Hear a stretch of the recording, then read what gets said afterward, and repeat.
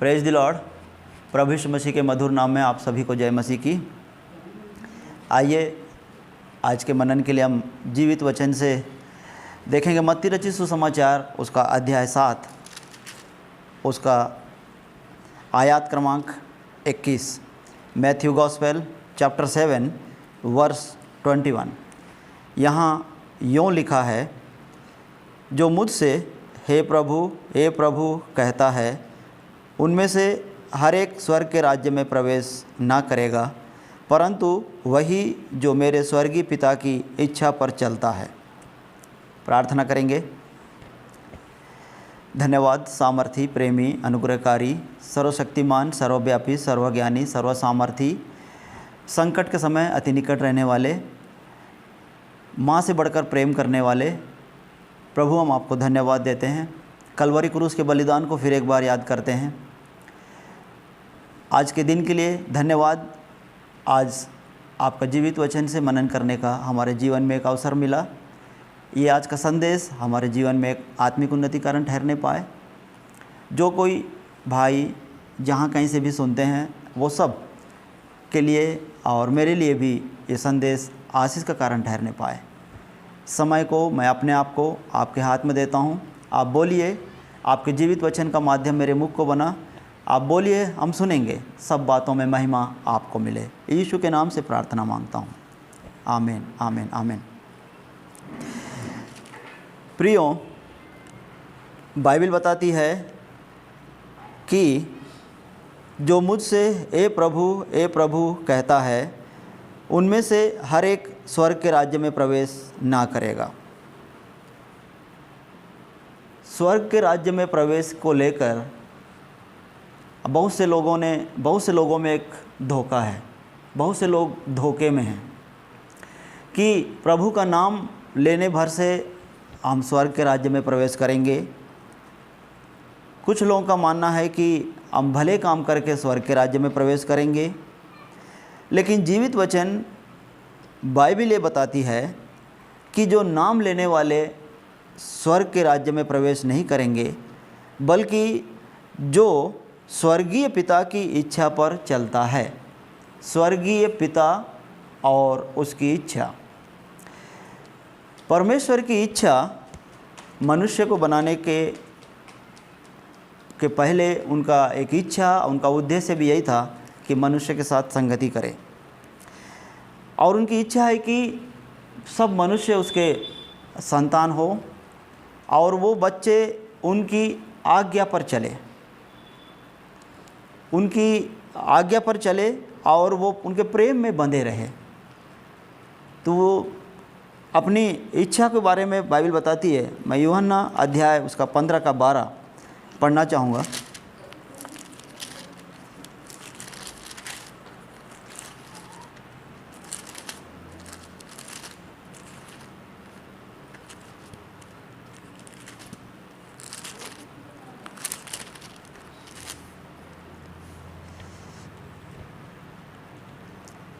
मेरी आज्ञा यह है कि जैसा मैंने तुमसे प्रेम रखा, वैसे ही तुम भी एक दूसरे से प्रेम रखो। उनकी इच्छा है कि जैसे मनुष्य से प्रभु ने प्रेम किया, वैसे ही हम मनुष्य भी औरों से प्रेम करें। वो जो हमसे प्रेम किए, वो कोई प्रेम किसी वजह से नहीं किए, या कोई ऐसा कारण नहीं था कि वो प्रेम करे। वो बिना किसी कारण के और निस्वार्थ प्रेम, जिसमें कोई मिलावट नहीं, वो प्रेम हमसे किए। इसीलिए वो अपने आप को हमारे लिए बलिदान दिए। तो उनकी इच्छा ये है कि हम भी और लोगों से, ये मनुष्यों से ऐसे ही निस्वार्थ प्रेम करें, प्रेम रखें, जिसमें परमेश्वर का इच्छा, यही परमेश्वर की इच्छा है। हम अगर एक से प्रेम करेंगे, दूसरे से नहीं करेंगे, हम 10 लोगों से प्रेम करेंगे और कोई एक छूट गया, उससे नहीं कर पाए, तो उनकी इच्छा ये नहीं कि वो किसी एक से प्रेम करे, कुछ लोगों से प्रेम करे। हर मनुष्य से समान रूप से प्रेम करने के बारे में उसने हमको सिखाया है। बाइबल बताती है रोमियो उसका 13:8 कि प्रेम के सिवाय और किसी बात पर कर्जदार मत रहो। परमेश्वर ने हमसे इतना प्रेम किया कि उसके बदले हमसे यही चाहा कि ये दूसरे से प्रेम करो। प्रभु हमसे प्रेम किया और वो हम प्रभु के कर्जदार हैं, और वो कर्ज को चुकाने के लिए प्रभु ने हमसे बोला कि तुम दूसरों से प्रेम करो। मान लीजिए कोई हमको 5 करोड़ रुपया दिया, बोला कि इसको तुम अपने पास मत रखना और मुझे भी वापस मत लौटाना। अगर ये मुझे नहीं चाहिए, जो दिया वो बोल रहा है कि मुझे ये नहीं चाहिए और अपने पास मत रखना। जब अपने पास रखोगे तो ये इसके कर्जदार होगे आप। इसीलिए जैसे मैं तुमसे प्रेम किया वैसे तुम औरों से प्रेम करना, तब हम इसके कर्जदार नहीं रहेंगे। अगर हम यदि परमेश्वर का प्रेम को जान गए, उनका प्रेम हमारे अंदर है, और हम दूसरे से प्रेम नहीं करेंगे तो हम कर्जदार रहेंगे। तो ये कर्जदार मत रहो बोला।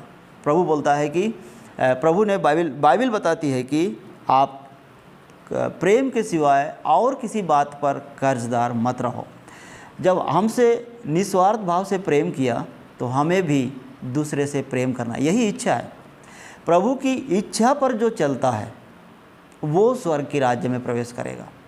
अगर कोई ये बोले मैं तो जब से इस दुनिया को जाना मैंने अच्छा ही काम करते आया हूँ, मैंने जीवन में कोई भी गलत काम नहीं किया, तो मैं तो स्वर्ग जाऊँगा ही, ये अगर मान लीजिए किसी का सोच है, तो बाइबल ये बताती है कि मनुष्य के काम परमेश्वर की दृष्टि में मैले चित्रों के समान हैं। अगर हम यशायाह 64:6 पढ़ें तो बाइबल बताती है कि हमारे सारे जो धार्मिक काम, हमारे सारे अच्छे काम, एक मनुष्य इस पृथ्वी पर रहते हुए जिंदा रहते जितने भी अच्छे काम करेगा वो परमेश्वर की दृष्टि में मैले चित्रों के समान है। जब हमारे काम को परमेश्वर ने मैले चित्रे समझता है तो हम स्वर्ग नहीं जा सकते। स्वर्ग जाने के लिए उसकी इच्छा है कि जैसे मैंने तुमसे प्रेम किया वैसे ही तुम दूसरों से प्रेम करो। हमें दूसरों से प्रेम करने का हृदय होना चाहिए, परमेश्वर का स्वभाव हम पर होना चाहिए। अगर हम प्रभु यीशु मसीह के बारे में अगर देखें, उनके 12 चेलों में से उनमें 2 लोग उनको पकड़वाने वाले थे। उसमें से एक पकड़वाने वाला था, एक धोखा देने वाला था, और एक समय आ गया सबके सब छोड़ के चले गए। ये प्रभु को पता था, लेकिन सबका पैर धोए और सबके साथ जैसे यूहन्ना के साथ जैसा प्रेम किए वैसे 11 लोगों के साथ वैसे ही प्रेम किए। यहाँ तक यहूदा इस्करियोती जो पकड़वाने के लिए आया उसके साथ भी वैसे ही प्रेम किए। मतलब बाइबल सिखाती है दुश्मनों से प्रेम करना। अगर आपको पता है अगर कोई आपका दुश्मन है तो दुश्मन को आप दुश्मन का बदला ना लें बल्कि उससे प्रेम करें। ऐसा क्यों करना है? वो इसीलिए अगर हम दुश्मन से अगर हम उसकी बदला लेने की कोशिश करेंगे तो हम आत्मिक रूप से पराजित हो जाएंगे। प्रभु नहीं चाहता है कि हम आत्मिक रूप से पराजित हो जाएं, स्वर्ग के वारिस होने से वंचित हो जाएं। हमारा स्पिरिचुअल लाइफ करप्ट ना हो या तो हम फेल ना हो जाएं। बाइबल यही बताती है 7 कलीसियाओं के लिए जो जय पाए स्वर्ग गुप्त मन्ना खिलाऊंगा। एक कलीसिया के लिए जो जय पाए दूसरी मृत्यु से बचाऊंगा। जो जय पाए, हम जय पाना है तो कोई भी हमारे विरुद्ध अगर कोई गलत करता है, हमको लज्जित करने की कोशिश करता है, हमारा नुकसान चाहता है या हमको बेइज्जती करना चाहता है, हमारे लिए जो कुछ भी करना चाहता है, क्योंकि प्रभु यीशु मसीह हमारे लिए लज्जित भी हुए, अपमान भी हुए, सब प्रकार का दंड सह लिए, तो भी उनको जिन्होंने उनको क्रूस पे चढ़ाया, जो सैनिक वहाँ थे, पिता से निवेदन किए, प्रार्थना किए कि हे पिता इन्हें माफ़ कीजिए क्योंकि ये नहीं जानते हैं क्या कर रहे हैं। हमारे पास वो हृदय होना चाहिए। यही प्रभु की इच्छा है।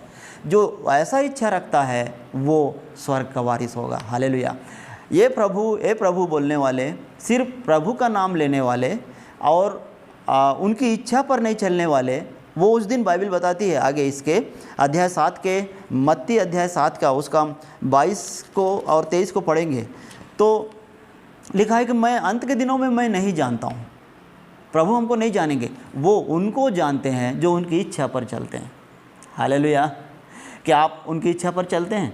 आपको इच्छा पता करना है तो पहले उनका हृदय प्रेमी है। बाइबल बताती है कि वो तो प्रेमी, उनका नाम ही प्रेमी है। अगर कोई आदमी चोरी करता है, उसका नाम नहीं, लेकिन उसको चोर बोलेंगे। अगर कोई डाकू कई देशद्रोही का काम किया, जैसे प्रभु यीशु मसीह के बाजू में 2 डाकुओं को लटकाया गया था, ऐसा बाइबल बताती है। उनका नाम तो नहीं मालूम, लेकिन उनके काम के अनुसार उनका नाम वहाँ लिखा गया है। तो इसका मतलब है कि वो डाकू हैं, उनका नाम क्या है, उनका जीवन क्या है, वो कहाँ पैदा हुए, क्या है, हम तो नहीं मालूम। सिर्फ बाइबल बताती है कि वो लोग डाकू हैं। इसका मतलब वो लोग डाकू का काम किए हैं। प्रभु का नाम प्रेमी है, उनके अंदर प्रेम भरा हुआ है। वो भी 99.99 नहीं, 100%, वो भी एक के लिए नहीं, सारे मानव जाति से एक समान प्रेम करते हैं। तो वो हृदय हमारे अंदर आ गया, तो यही इच्छा है स्वर्ग जाने के लिए। तो अगर आप उसकी इच्छा को जानना चाहेंगे तो वो प्रेमी है। वो जैसा प्रेम किया हमसे, वैसे ही हम दूसरे से प्रेम करें। हालेलुया। बाइबल और बताती है, यहाँ लिखा है ले व्यवस्था उसका 11:44 अगर हम पढ़ेंगे तो पवित्र बनो। प्रभु पवित्र है, उसकी इच्छा है कि मनुष्य पवित्र बने। पवित्र हम कैसे बन सकते हैं? रोमियो 3:23 बाइबल बताती है सब ने पाप किया, परमेश्वर की महिमा से रहित हो गए, दूर हो गए। जब दूर हो गए तो फिर पवित्र कैसे होंगे? पवित्र होंगे प्रभु यीशु पर अगर विश्वास करेंगे। जब पवित्र आत्मा हमारे अंदर आएगा तो वो सिखाएगा, हमें गलत कामों से बचाएगा। और जो पहले हमसे गलती हुआ, जिस दिन हमने विश्वास किया, उससे पहले जितने भी हमसे गलतियां हुए, जो भी हमने पाप किया, ये सब पाप विश्वास करते ही हमारे पाप धुल जाते हैं। यशायाह किताब अगर हम उसका 1:18 पढ़ेंगे तो कि तुम्हारे पाप चाहे लाल रंग के हों, वो हिम के समान श्वेत हो जाएंगे, उजले हो जाएंगे। चाहे आपके पाप अर्गवानी रंग के हों तो भी ऊन के समान श्वेत हो जाएंगे।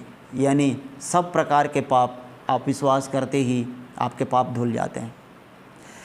जब पाप धुल गए, लेकिन आगे आपको पाप नहीं करना है, आगे आपको पाप से बचना है, तो आपको पवित्र आत्मा सहायता करेगा।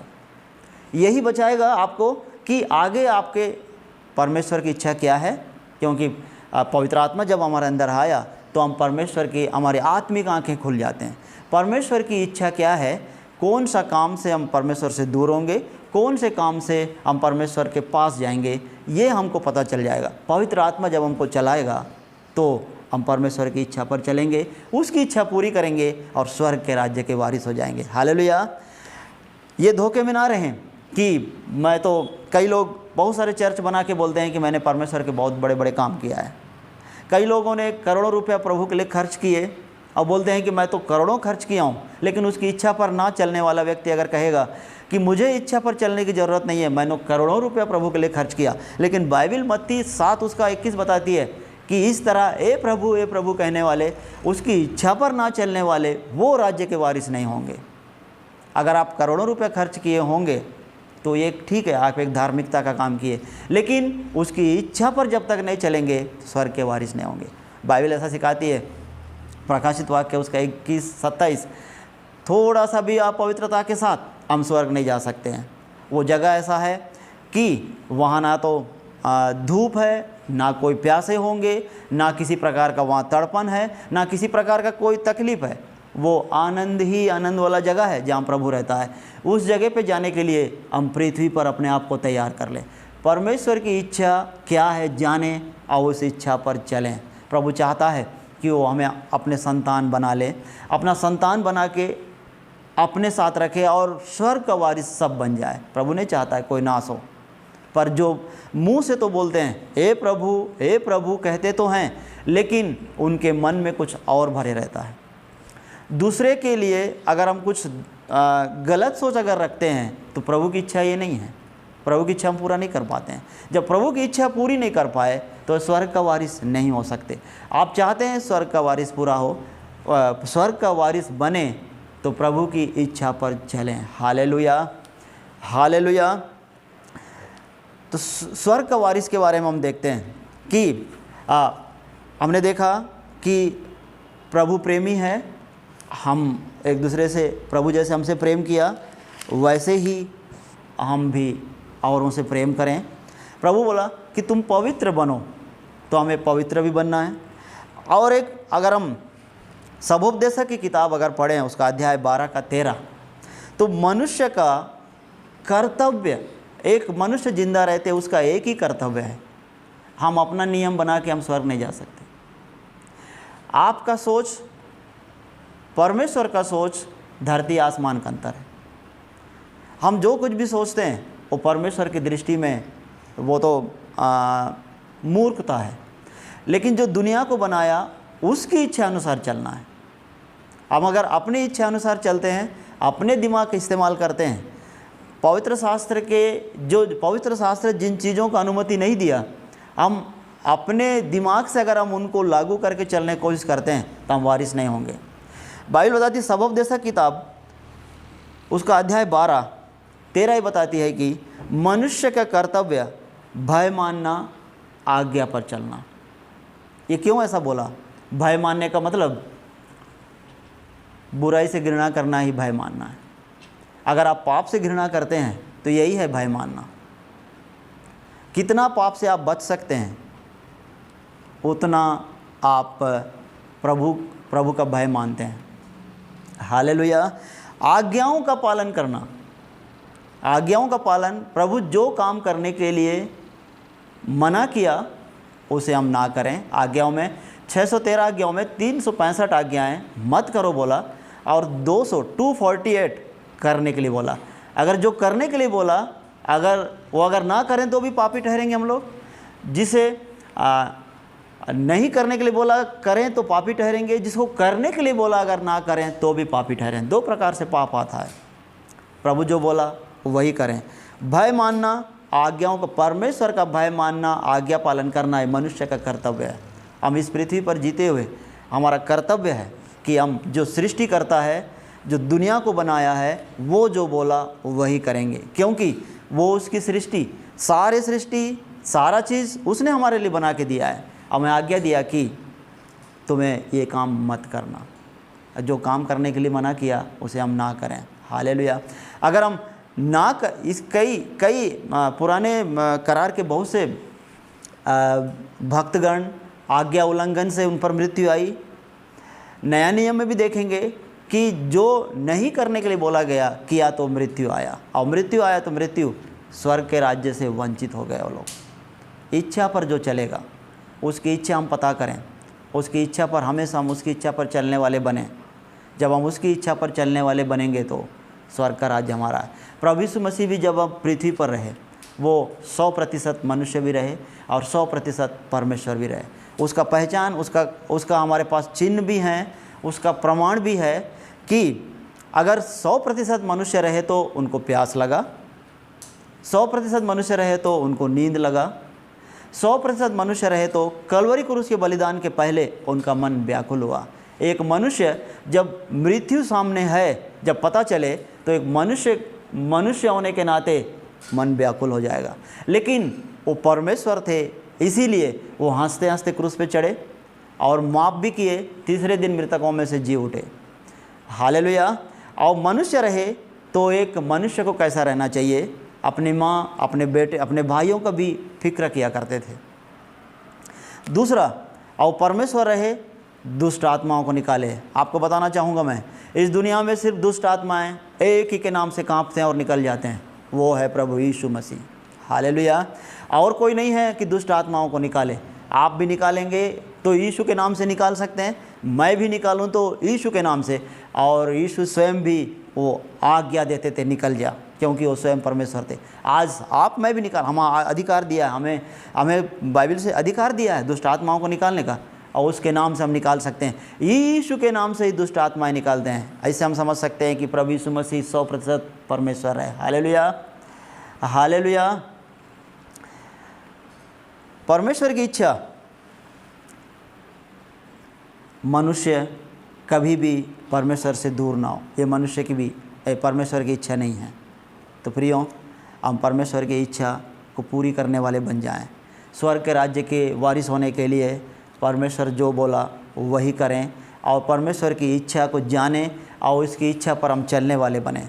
अगर आप परमेश्वर की इच्छा पर चलने वाले बनते हैं तो स्वर्ग का वारिस आप हैं।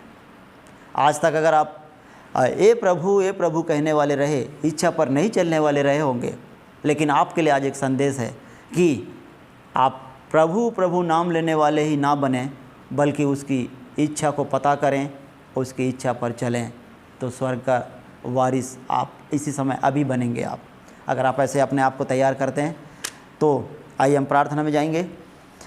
धन्यवाद सामर्थी, प्रेमी, अनुग्रहकारी प्रभु, हम आपको धन्यवाद देते हैं। आज के दिन के लिए धन्यवाद, आत्मिक संदेश के लिए धन्यवाद। आप मत्ती अध्याय 7 उसका 21 से स्वर्ग के राज्य के वारिस कौन हो सकते हैं आपने सिखाया। धन्यवाद। ये वचन पर हम ठहर कर समर्पित होकर आपकी महिमा करने वाले बन जाएं। ये संदेश हमारे जीवन में आत्मिक उन्नति कारण ठहरने वाला होने पाए। जितने आपके बच्चे सुनते हैं जहाँ कहीं से भी, वो बहुत आयत से आशीष प्राप्त करने वाले बन जाएं। मैं अपने आप को, समय को, सुनने वाले तमाम आपके बच्चों को आपके हाथ में देता हूँ। सब बातों में महिमा आपको मिले। प्रार्थना उद्धारकर्ता यीशु के नाम से मांगता हूँ। आमीन, आमीन, आमीन, आमीन।